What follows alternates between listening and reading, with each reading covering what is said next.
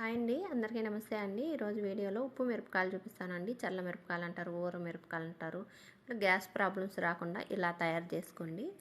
3/4 kilo పచ్చిమిరపకాయలు తీసుకొని శుభ్రంగా కడిగేసుకొని ఒక పిన్నుతో అయినా లేదా కొబ్బరి పుల్లతో అయినా ఇలా మధ్యలో ఘాటుగా పెట్టుకోవాలండి. ఇలా విధంగా చీల్చుకోవాలి. వీడియోలో చూపిస్తున్నా కదా, అన్నీ అలా చేసుకొని పక్కన పెట్టుకొని ఇప్పుడు ఒక 1/2 లీటరు పెరుగు తీసుకొని గడ్డలు లేకుండా ఒక గ్లాస్ నీళ్ళు పోసి బాగా చిలికేసి ఇప్పుడు ఒక ప్లేట్లో పోసుకోండి. ఒక టీ గ్లాస్ నిండా ఉప్పు వేస్తున్నాను. కొంచెం కారం ఎక్కువ ఉన్నాయి కాబట్టి ఒక టీ గ్లాస్ వేసాను. కొంచెం తక్కువ ఉంటే కొంచెం తగ్గించేసుకోండి. అలా ఒక లెమను పిండేసుకొని రసంగాని పోసానండి.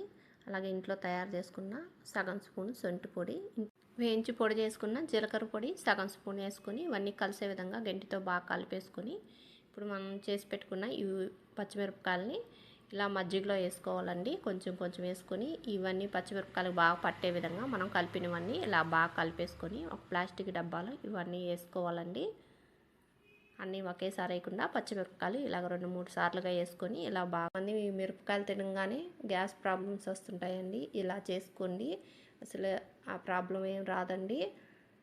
ఎక్కువగా కడుపు నొప్పి రావటం, కారం తగలంగానే కొంచెం గ్యాస్ ఫామ్ అయ్యి గుండెల నొప్పి రావటం అలాగ వస్తుంటుంది. అవేం రాకుండా ఉంటాయి. ఇలాగా వేసేసుకొని ఒక నైట్ అంతా మీరు ఉంచుకోవాలండి. మధ్య మధ్యలో మీరు ఇవి ఇలా కలుపుకుంటూ ఉండాలి.